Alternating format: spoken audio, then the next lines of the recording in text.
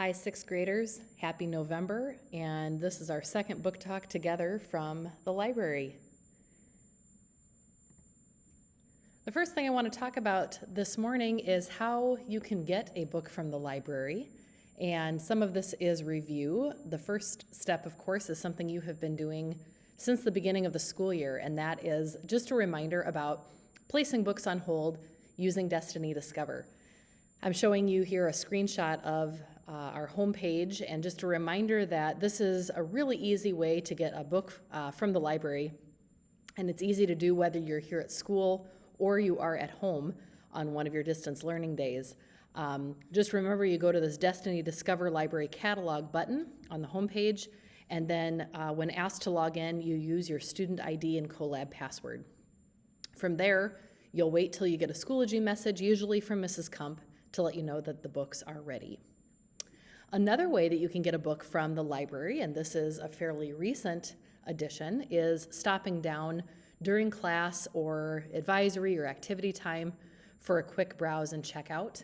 We just ask that you're sanitizing your hands before you do so, and then you get a chance to look around on the shelves and pick out some great books to take. Another option I don't want you to forget about is using Mac and Via, which is our app that's on your iPad. It is here on the homepage too, and you can use that to get a hold of some great ebooks and audiobooks in case that is a way that you'd like to be listening to a book or reading something on your iPad directly. So just some reminders about how to get a book from the library. You know, if you're sitting in class or at home and looking for something to read, there are lots of ways to get a hold of something great. Speaking of Destiny Discover, wanted to remind you that we are changing things on this page all the time. And I'm going to show you this screenshot, but I'm actually going to link back into the catalog real quick here, just to highlight a couple of things before we start our book talk. At the top of this page right now, our top banner is elections and voting. So all the books here are related to an election in some way, whether it be a presidential election or a class election, in your classroom or something.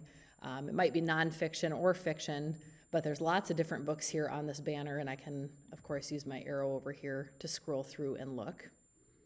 Now, we've put those up on that banner because of course, the election that's going on right now in our country. We are switching out this banner usually every week or two to something new. So it's worth coming back to take a look. A lot of these books are books that maybe aren't being shared in book talks. They might be some books that we only have one copy of. Some of them might be brand new to the library. So it's worth checking out because these are going to be books that are changing up here all the time. So even if you've visited this page, within a week or two, there are going to be different books up on top of the catalog here. And so keep checking back to see what's up here, because it might give you something new or a different idea of something that you might want to read. When we scroll below the topics and go down here, I may have mentioned this before, but I'll mention it again. Under collections, we have each of these different buttons. The series continues, new and notable, pandemics and plagues, and ghost stories. We're going to be continuing to add to these collections as well as another way for you to find something great to read. If I click on new and notable, there are 86 items in this collection. All of these books are brand new to our library within, I'd say, the last 3 to 6 months. You can see from our description here, these are the best of our newest books. And so this is, again, just another way to find something good to read. Some of these books haven't been checked out at all yet because they're that new and no one has picked them up yet. Some of them may have only been checked out once or twice. So these are so new, to our library, and they would be great books for you to take a look at. And as you scroll down, you get a chance to read about each of the books. But this collections section, again, is going to be changing all the time. We're going to be adding new collections. So it's another way for you to shop, another way for you to browse.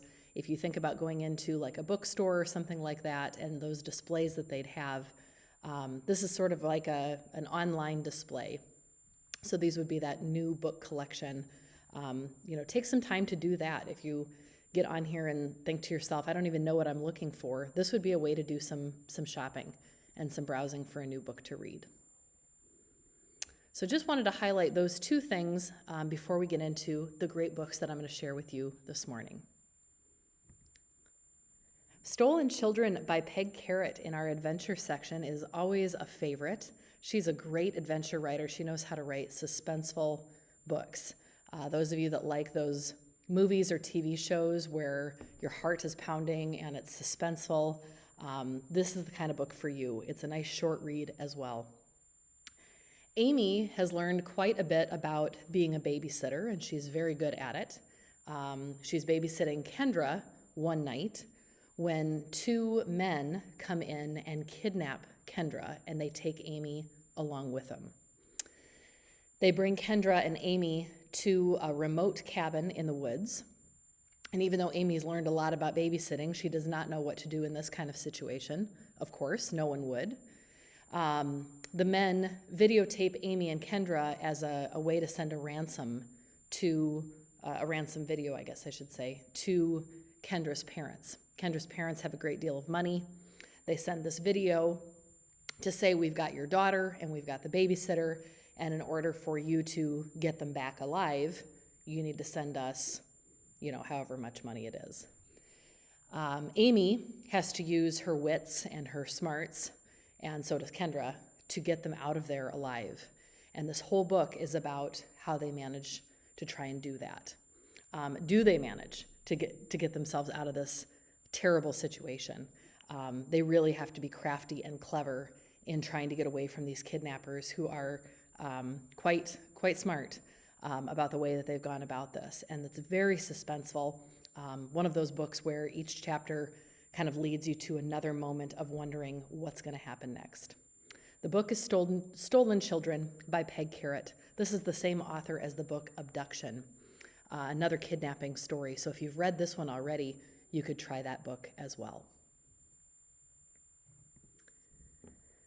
Belly Up by Stuart Gibbs. This is part of the Fun Jungle series, and this story is about Teddy, who is trying to solve the mystery of a murdered hippo. Now, hold on a second. It's not like people are advertising that Henry, the hippo at this new jungle zoo, has been murdered. Everybody's trying to make it seem as though Henry died of natural causes, but Teddy is absolutely certain that's not what happened. He has all these people he is suspecting, and with the help of his friend Summer, the two of them are trying to narrow it down. Who has motive? Who could have done it? What weapon may they have used? Why would they want to kill this hippo? What would be in it for them? And Henry is trying to convince other people that this is exactly what happened. But the more and more he and Summer are asking these questions and trying to figure out who did it, the more it seems someone or a group of someones don't want them asking questions. It seems as though his life and Summer's could be in danger if they continue to push this forward. A great mystery book. Those of you who enjoy animals are going to like the setting to this story, being that it is there in the zoo as well. And if you've read this one but haven't read others in the series, we've got all of them in the library. One Came Home is a favorite of mine in historical fiction. If you haven't already heard me talk about this, if you've come down to the library already and asked for historical fiction, this is often one I recommend. I like this one because I think it offers a little bit of everything. History, mystery, adventure, all of it. One Came Home by Amy Timberlake. It's set in the 1800s. It's set in Wisconsin. And Georgie is known for two things. She's known for having a mouth that, sometimes says things that it shouldn't. And, some of us can relate to that. It also, she's known for being really good with a gun. She knows how to shoot a rifle. Georgie says something that she shouldn't to her older sister, Agatha. And her older sister runs off when Georgie says this. She takes off. She runs away from home. Things like this have happened before where Agatha has run away. People aren't really alarmed by it, but they are alarmed when a day or two later the sheriff comes to their door with a body, an unidentifiable body, except for the fact that this body is wearing Agatha's dress. It seems as though Agatha, after running away, has somehow died, and the sheriff has come across her body. Except Georgie doesn't buy it. She doesn't believe it. It doesn't look like Agatha. I mean, it does, kind of, but again, the body's unidentifiable. Sure, the body has the dress on, and sure, I guess the hair color matches and all of that, but Georgie is not convinced. She is certain her sister Agatha is somewhere out there, and she sets off on a journey to find her. That's the story, One Came Home. You can follow along on her adventure in this book. If you're in the mood for a sports story, I know we're not exactly in baseball season, but One-Handed Catch is great for those who want a historical twist and a story about someone who is up against the odds of, not having everything that they used to, I guess. This book is about a kid named Norm who he's really had two loves of his life already. One is playing baseball, and the other is being an artist. He loves to paint and draw. And Norm is 11 when he loses his left hand in an accident at his family's store. It's 1946. World War II has ended. For most, life is getting back to normal. And for Norm, things are anything but normal, actually. And he's wondering if he's ever going to be able to play baseball again or be an artist. And it's up to him in this book to find the strength to get beyond this obstacle in his life, this new challenge, and find a new normal, I guess, find a new way to do the things that he loves. That's this story, but of course, full of baseball action as well because of it being in our sports section. One-Handed Catch by M.J. Auk. Give that one a shot. The last book I'm going to share from our library is The List of Things That Will Not Change by Rebecca Stead. I absolutely loved this book. I read this last spring, and it's realistic fiction. It's a short read, and I thought it was an absolutely delightful story about a girl whose parents have told her in the opening pages that they're going to get a divorce. Her name's Bee, and she knows that divorce means her life is going to become different in many ways, right? 2 houses, 2 Christmases, lots of different things. But she knows that she can look back at a list in her notebook. In fact, her parents have made it really clear. They want her to know that some things are not going to change at all. And one thing's really important that isn't going to change, and that is that her parents will always love her, and they'll always care about each other. Well, it isn't too long before her dad tells her that he has a boyfriend and that he and his boyfriend, Jesse, are going to get married. And Bee is thrilled. She loves Jesse, and she loves the idea of her dad marrying Jesse and being really happy. And Jesse has a daughter, and that means Bee gets to have a sister, which she has always wanted as well. So things are really looking in a positive direction. It seems like her parents, who hadn't been happy together, are finally finding happiness, and maybe this new family structure is going to work out really well. And in some ways it really does, but in other ways it's really challenging. And that's what this book is about.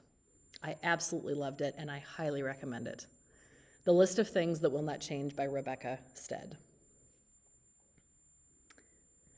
Well, I said that was the last book I wanted to share from our library. I'm also going to share a couple books that are coming up in the book fair. I wish that we could have the book fair in person the way we always do. Eventually we will again, but for now, I'm excited that we get to do a book fair online. It's going to be offered coming up Monday, November 16th, a few weeks from now, through Sunday, November 29th. All the purchases that are made by you and your families do support our school, so I hope that you'll consider that. It's great because it allows us to get some new awesome books in the library. And there will be more information coming to your ELA and English classrooms soon. So stay tuned, stay posted on what else is coming up for that. In the meantime, I wanted to give you just a little taste of some of the info that's going to be coming your way and give you 2 quick book trailers for 2 new books that are going to be at the book fair. There are some really great ones that I've already had a chance to preview, and I'll be sharing more with you soon. So let's take just a second to watch 2 of them.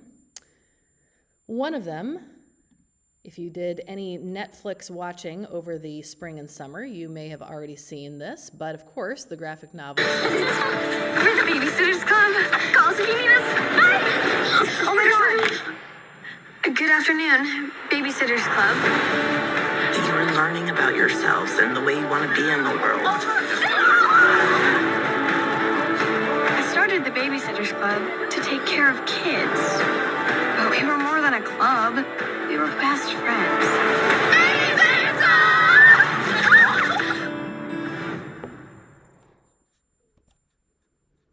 So excited for that graphic novel to come to the library. Here's another book if you're looking for something on the spookier side. Ghost stories are always fun.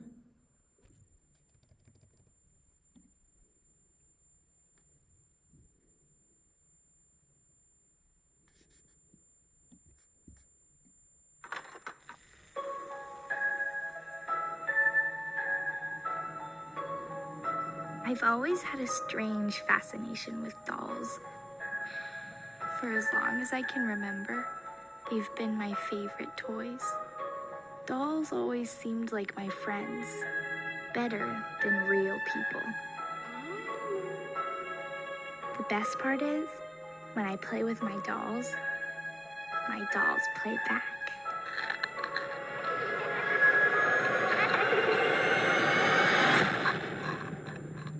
Come read with me at your Scholastic Book